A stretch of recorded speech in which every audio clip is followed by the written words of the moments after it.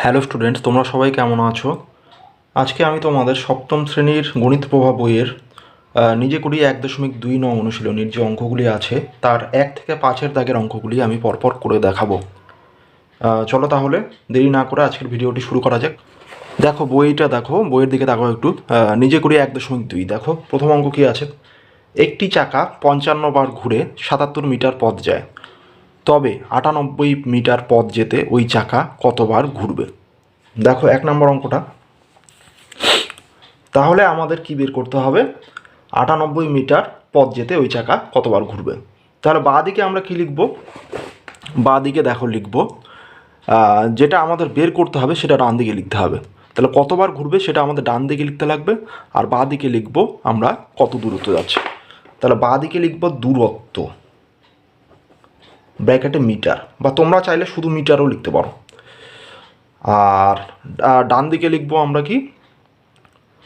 ঘোড়ার সংখ্যা, চাকা ঘোরার সংখ্যা, বা ভালোভাবে বললে চাকা ঘূর্ণনের সংখ্যা, মানে কতবার চাকা ঘুরছে। এইবার দেখো প্রথমে কি বলা ছিল আমাদের? 77 মিটার পথ যায়, যেতে ঘোরে 55 বার। তাহলে আমাদের কত মিটার আজ বের করতে হবে? 98 মিটার। তাহলে এটা হচ্ছে আমাদের সমস্যাটা, অঙ্কটা, এটাকে আমাদের সমাধান করতে হবে। তাহলে তোমরা যদি মনে মনে ভাবো যে 77 মিটার পথ যেতে চাকা, একটা চাকা ধরো গাড়ির চাকা ঘুরছে 55 বার, তাহলে 98 মিটার মানে আরও বেশি দূরত্ব। আরও বেশি দূরত্ব যেতে কি চাকা কি আরও বেশিবার ঘুরবে। তাহলে এদিকেও আমাদের 77 থেকে 98 বেড়ে গেল, এদিকেও কিন্তু আমাদের মনে মনে আমরা যেটা ভাবলাম সেই হিসাবে কিন্তু উত্তর বেড়ে যাচ্ছে। তাহলে দূরত্বও বাড়ছে, চাকা ঘোরার সংখ্যাও বাড়ছে। তাহলে দুটোই যদি বাড়ে, দুদিকেই যদি বাড়ে বা দুদিকেই যদি কমে, তাহলে কি হয়? সরল সম্পর্ক।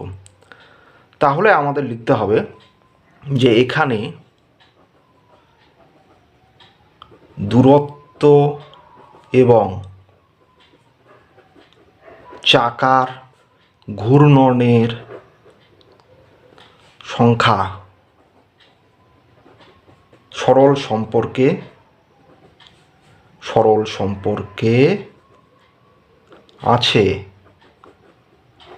এটা কিন্তু মনে মনে ভেবে নিতে হবে তোমাদের, কারণটাও লিখে দিতে হবে। কারণ দূরত্ব বাড়লে চাকা বেশিবার ঘুরবে।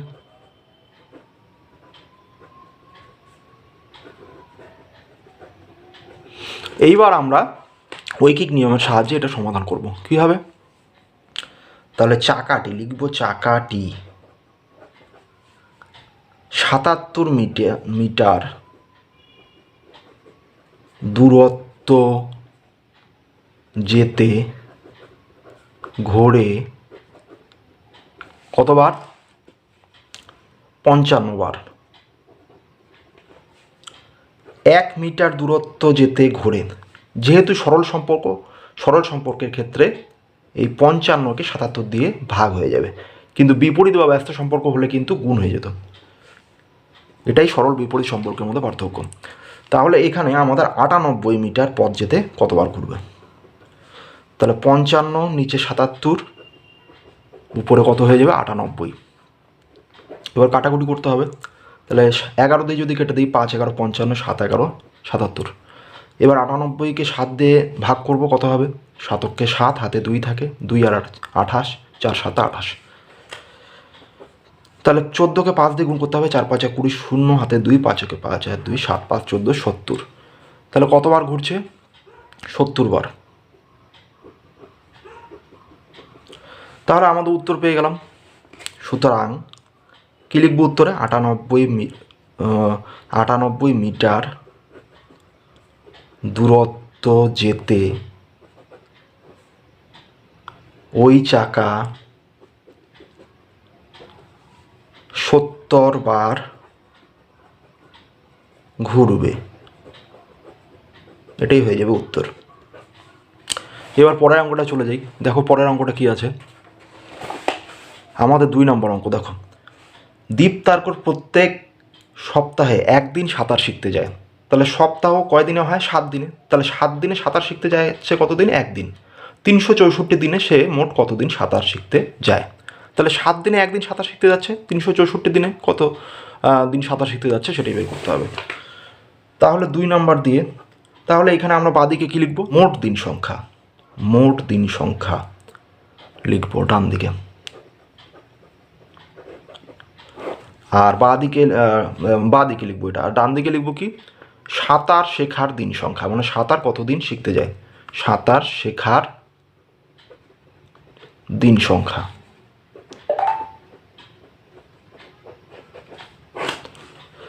লিখলাম। তাহলে প্রথমে কি আছে? 7 দিনে কয়দিন সাঁতার শিখতে যায়? একদিন। তাহলে আমাদের 364 দিনে কতদিন সাঁতার শিখতে যাবে, এটাই হচ্ছে অঙ্কটা। তাহলে আমাদের এখানে মনে মনে ভাবতে হবে এবার, 7 দিনে যদি একদিন যায় তাহলে 364 দিনে কি অনেক বেশি দিন যাবে। তার মানে এটাও বাড়লো, নিচের সংখ্যাটাও 364ও বাড়লো, এদিকেও কিন্তু বাড়লো। তাহলে দুটোই বাড়লে কি হচ্ছে? সরল সম্পর্ক। মনে রাখবে, দুটোই যদি বাড়ে বা দুটোই যদি কমে তাহলে হচ্ছে সরল সম্পর্ক হয়ে যাবে। একটা কমলে আরেকটা বাড়লে কিন্তু ব্যস্ত সম্পর্ক। তাহলে এখানে মোট দিন সংখ্যা বাড়লে সাঁতার শেখার দিনের সংখ্যাও বাড়বে। তাই মোট দিন সংখ্যা ও সাঁতার শেখার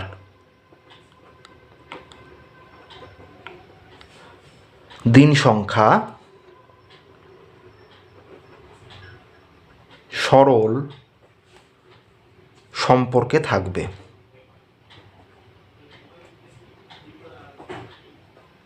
7 দিনে সাঁতার শিখতে যায় একদিন, একদিনে বের করতে হবে। সাঁতার শিখতে যায়, আমাদের সরল সম্পর্ক যেহেতু 1/7 হয়ে যাবে, সুতরাং 364 দিনে সাঁতার শিখতে যায়। 1 উপরে 364 চলে যাবে, নিচে 7 কাটাকুটি যাবে। তাহলে 5 7 35, 1 হাতে থাকে 4, 14, 7 দুগুণ 14, তাহলে 52 দিন। তাহলে সুতরাং কী লিখব উত্তরে? সে মোট 52 দিন সাঁতার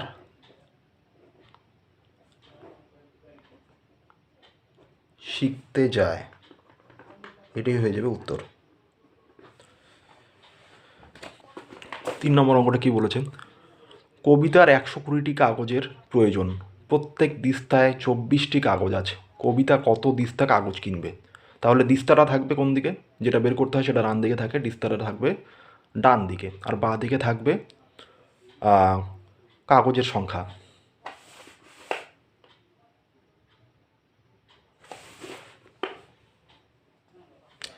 তাহলে প্রত্যেক দিস্তায় বলা আছে 24টি কাগজ আছে।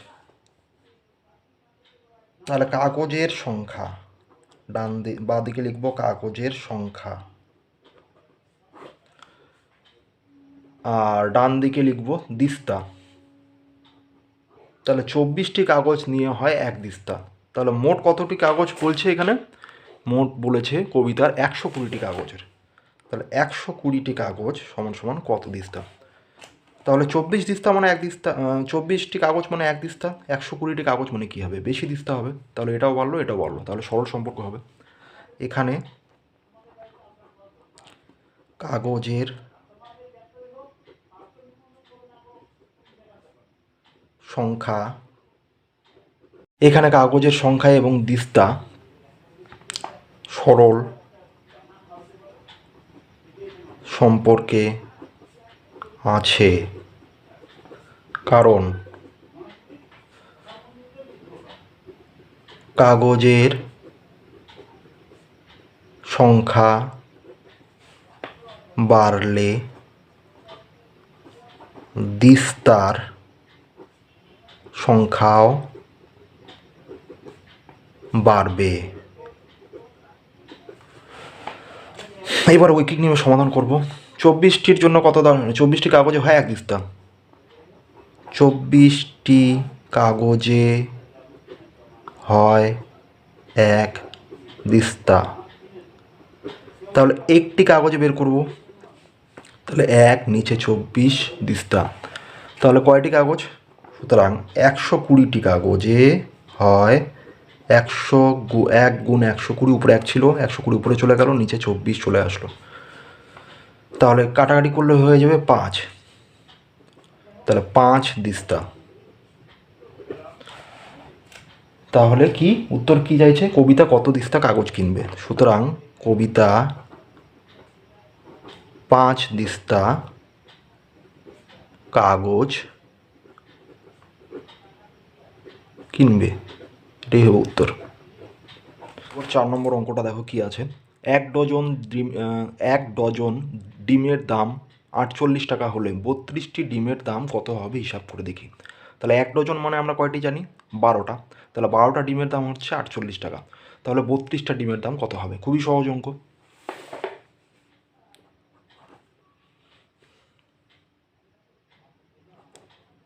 ডিমের সংখ্যা লিখব বাঁ দিকে, আর ডান দিকে লিখব ডিমের দাম। ডিমের দাম ব্র্যাকেটে টাকা লিখে দিতে পারি। তাহলে 1 ডজন, এখানে 1 ডজন সমান সমান 12টি। তাহলে 12টি ডিমের দাম হচ্ছে কত? 48 টাকা। তাহলে 32টি ডিমের দাম বের করতে হবে। 32টি ডিম এর দাম কত বের করতে হবে? তাহলে মনে মনে হিসাব করে দেখো, 12টা ডিমের দাম যদি 48 টাকা হয়, 32টার দাম আরও বেশি হবে। তাহলে এটাও বাড়লো, এটাও বাড়লো, সরল সম্পর্ক। তাহলে এইখানে ডিমের সংখ্যা ও দাম সরল সম্পর্কে আছে।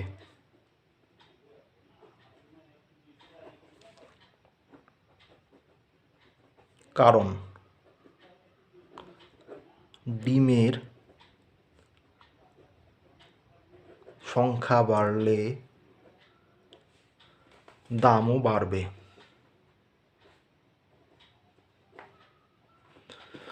তাহলে আমরা ঐকিক নিয়মে এবার সমাধান করব। তাহলে কি করব? 12টি ডিমের দাম 48 টাকা, একটি ডিমের দাম 48কে 12 দিয়ে ভাগ হয়ে যাবে, যেহেতু সরল সম্পর্ক। সুতরাং তাহলে এখান থেকে আমরা একবার কাটাকুটি করে নিতে পারি, 4 বার 48, সুতরাং 32টি ডিমের দাম। তাহলে উপরে 4 ছিল, এই 4-এর সাথে 32 গুণ হয়ে যাবে। তাহলে কত হয়ে যাচ্ছে? 4 দুগুণ 8, 3 4 12, 128 টাকা। তাহলে উত্তরে লিখে দেব, সুতরাং 32টি ডিমের দাম হবে 128 টাকা। তাহলে এটাই হয়ে যাচ্ছে উত্তর। 5 নম্বর অঙ্কটা দেখো কি বলা আছে। প্রতিদিন 5 ঘন্টা কাজ করলে 30 দিনে একটি কাজ শেষ করা যায়। ধরো একটা ঘর তৈরির কাজ করতে হবে, যেটা 5 ঘন্টা প্রতিদিন করলে 30 দিনে শেষ করা যাবে। প্রতিদিন যদি 6 ঘন্টা কাজ করা যায়, তাহলে সেই কাজটা কত দিনে শেষ করা যাবে? তাহলে 5 ঘন্টা করলে 30 দিনে শেষ করা যায়। 6 ঘন্টা মানে বেশি সময়। বেশি সময়ে কাজ করলে কী হবে? কম সময় লাগবে। প্রতিদিন বেশি সময় কাজ করলে আগে শেষ হয়ে যাবে কাজটা। তাহলে এটা আমরা কী করব? সাজিয়ে লিখব। বাঁ দিকে কী লিখব? প্রতিদিন কাজের সময়, কাজের সময় ব্র্যাকেটে কী লিখে দেব? ঘন্টা। তাহলে এটা বাঁদিকে থাকবে। আর এখানে কি? মোট সময়, কারণ মোট কত দিন লাগবে সেটা বের করতে বলেছে। মোট সময় দিন লিখব এখানে। তাহলে বা দিন সংখ্যাও তোমরা লিখতে পারো। তাহলে 5 ঘন্টা করলে 30 দিনে শেষ করা যায়, 6 ঘন্টা করলে কত দিনে শেষ করা যাবে? এটাই হচ্ছে আমাদের প্রশ্নটা। তাহলে মনে মনে ভাবো, একটা কাজ 5 দিনে 5 ঘন্টা, প্রতিদিন 5 ঘন্টা করলে 30 দিন লাগে। যদি 1 ঘন্টা বাড়িয়ে দেওয়া যায় কাজের সময়টা 6 ঘন্টা, তাহলে কি হবে? 30 দিনের থেকে কম সময়ে শেষ হবে। তাহলে কি হচ্ছে? এদিকে ঘন্টা বাড়লো কিন্তু দিন সংখ্যা কিন্তু কমে গেল, তাহলে একটা বাড়লো একটা কমলো, তাহলে এরকম হলে কি হয়, ব্যস্ত সম্পর্ক বা বিপরীত সম্পর্ক। তাহলে এখানে কি লিখবো, এখানে প্রতিদিন কাজের সময় বাড়লে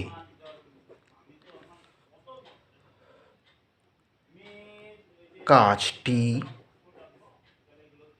তাড়াতাড়ি শেষ হবে।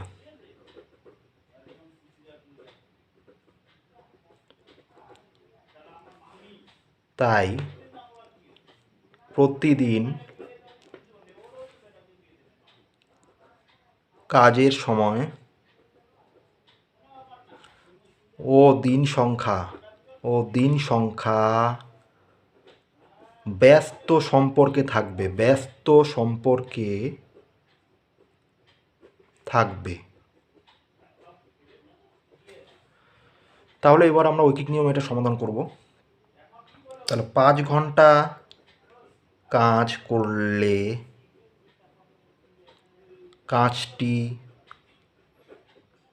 শেষ হয় 30 দিনে।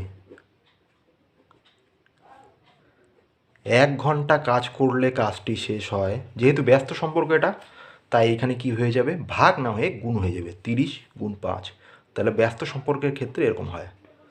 তাহলে সুতরাং 6 ঘন্টা কাজ করলে কাজটি শেষ হবে 30 গুণ 5, নিচে হয়ে গেল 6। তাহলে 30কে 6 দিয়ে কাটলে কত হয়ে যাবে, 5। তাহলে 25 দিনে।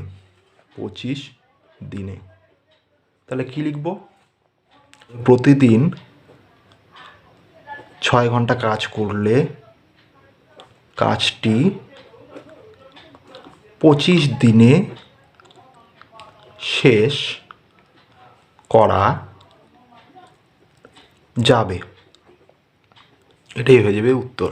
তাহলে ছাত্রছাত্রীরা তোমরা আশা করি আজকের অঙ্কগুলো বুঝতে পারলে। আজকে 1 থেকে 5-এর দাগের অঙ্কগুলো পর্যন্ত করে দেখালাম। নেক্সটে আমি এই অনুশীলনীর বাকি যে অঙ্কগুলো রয়েছে সেই অঙ্কগুলো করে দেখাবো। তাহলে আজকের ভিডিওটা এই পর্যন্তই। চলো সবাই তাহলে ভালো থেকো, সুস্থ থেকো, টাটা।